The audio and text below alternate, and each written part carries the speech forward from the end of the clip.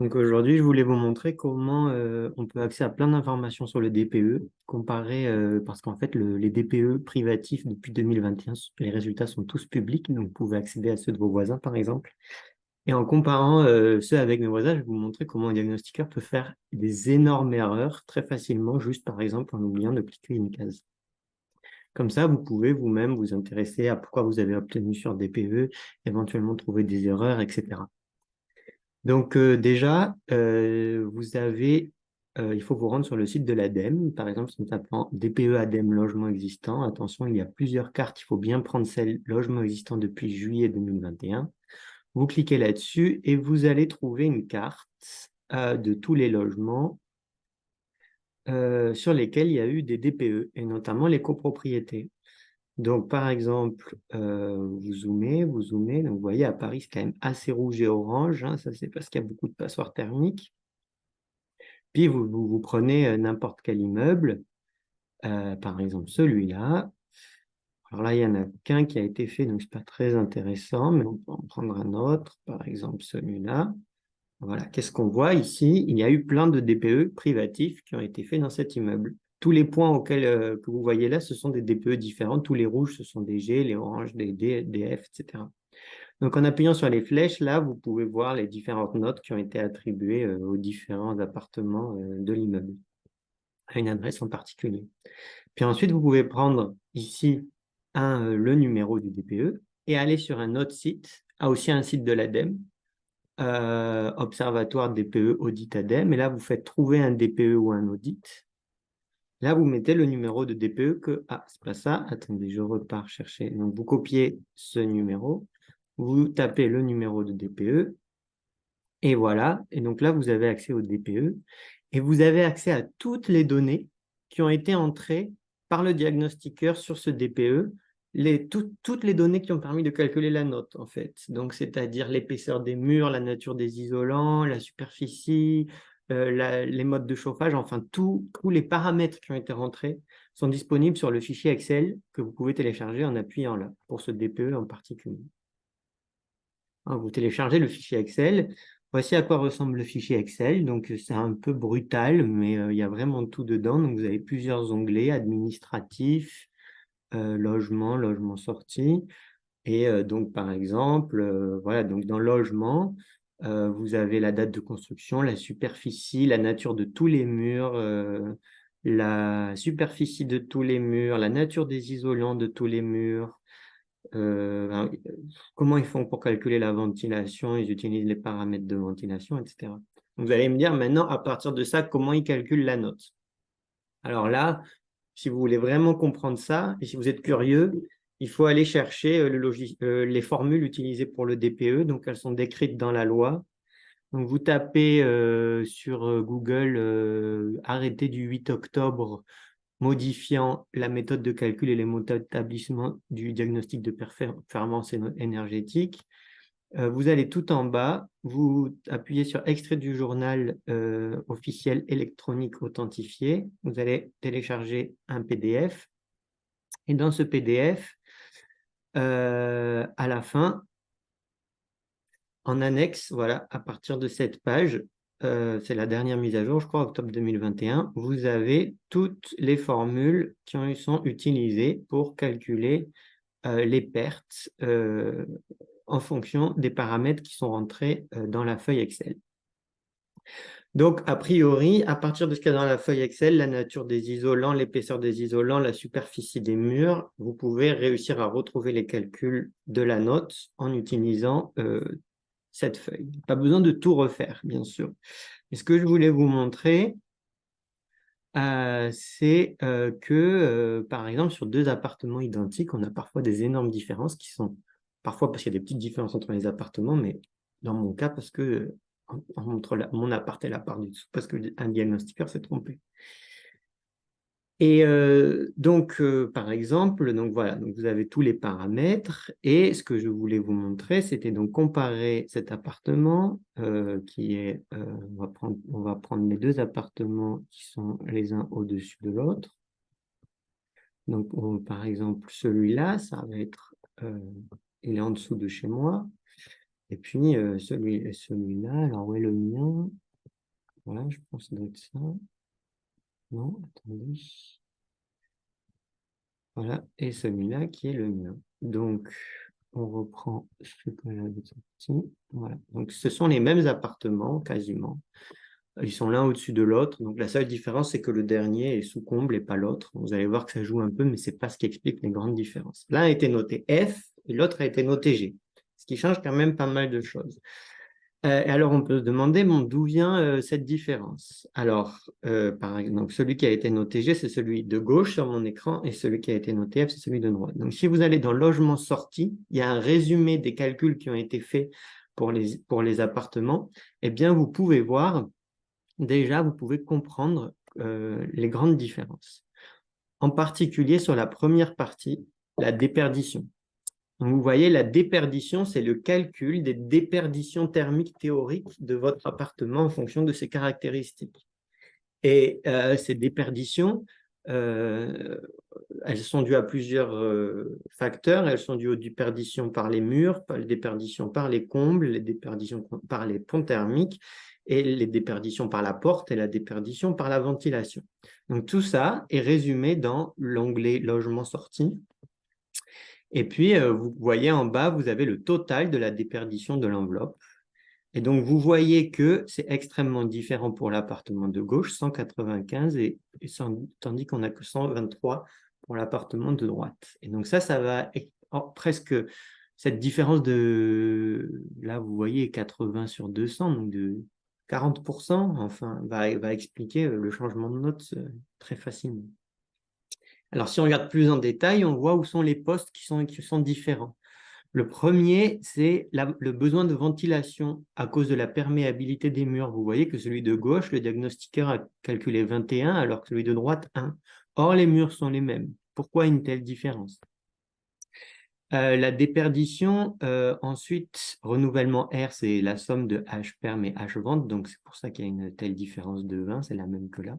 Ensuite, vous voyez sur les murs, il y a une très grande différence, encore la déperdition par les murs, alors que ce sont les mêmes, encore une fois, ce sont par les murs extérieurs. Ici, on a 88, ici, on a 52. Pourquoi une telle différence?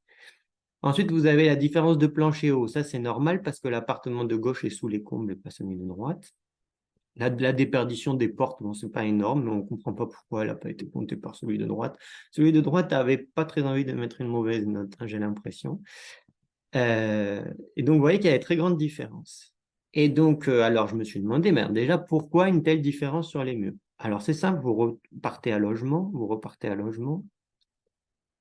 puis vous regardez, mais pourquoi il y a une telle différence sur les murs? Est-ce que les murs ont été rentrés différemment? Alors, je regarde, mur. Alors, mur, voilà, mur. Alors ici, on a un mur ouest qui fait à peu près 8 mètres carrés. Ici, on a un mur ouest qui fait à peu près 8 mètres carrés. Bon, c'est la même chose. Ici, on a un mur est qui fait à peu près 7 mètres carrés. On a aussi un mur est qui fait à peu près 7 mètres carrés. Là, les diagnostiqueurs sont d'accord. Là, on a un mur nord de 5 mètres carrés. Là, on a un mur nord de un peu plus grand, de 7 mètres carrés. Bon, ça peut être un décrochement un peu différent, c'est pas énorme. Et puis, on a encore un mur nord. Et donc là aussi, je crois qu'on avait aussi un deuxième mur nord. Voilà. Donc ces murs sont différents. Mais ce dont on se rend compte, c'est que dans le diagnostic de gauche, il y a un mur supplémentaire, un mur sud, de 13 mètres carrés, vous voyez ici. Tandis que dans le diagnostic de droite, le mur sud a disparu. Alors que ce sont les mêmes appartements, ils ont tous les deux un mur sud.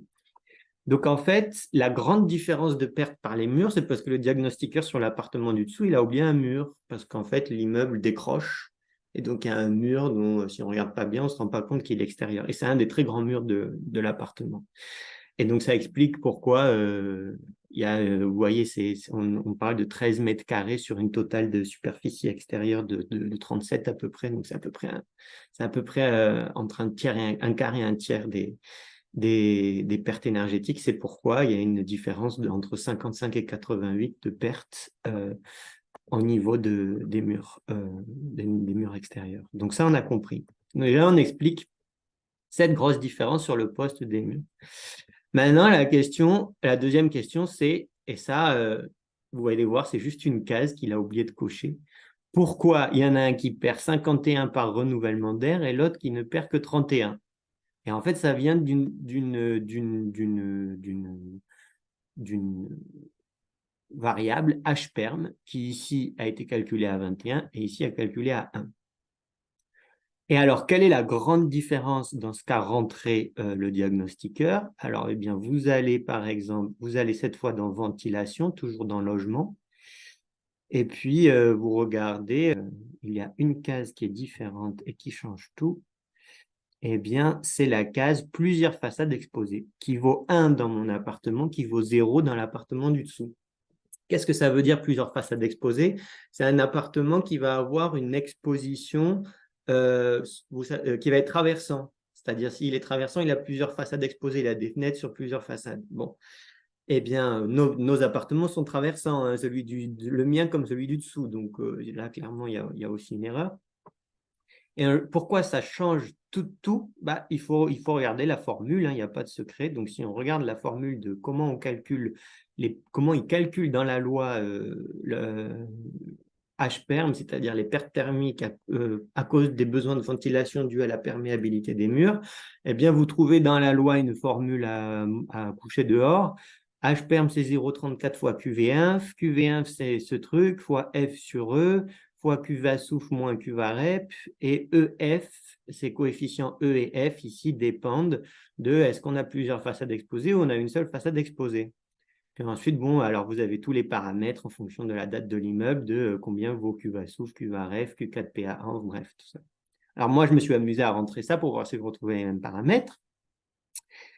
Et donc j'ai rentré tous les paramètres là qu'il faut faire pour calculer H-perm.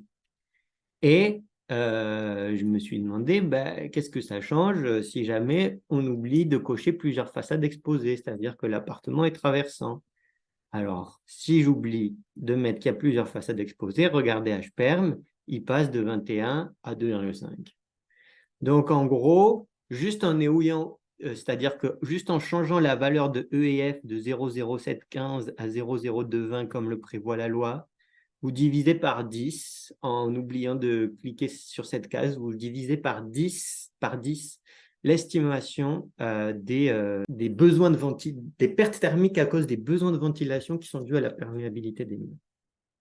Donc voilà, moi c'est comme ça, en fouillant, que j'ai compris pourquoi l'appartement d'en dessous avait besoin, d'après son DPE, allait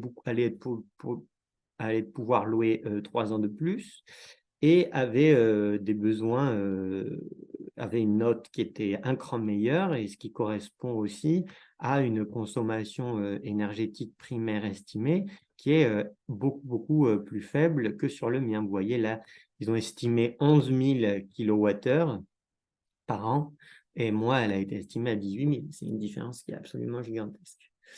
Et donc, c'est le mien qui est bon, hein. Le diagnostiqueur a fait très bien son travail sur le mien. En fait, la note de tout l'immeuble, ça devrait être G. Mais quand je regarde tous les immeubles, tous les appartements en dessous de chez moi, ils sont soit E, soit F à cause d'erreurs comme ça. Alors, bien sûr, on peut se dire, le diagnostiqueur, il a oublié de cocher une case. C'est vrai, ça peut arriver d'oublier de cocher une case. Quand même, ça me met un peu en colère pour deux choses. Déjà, je suis un peu suspicieux.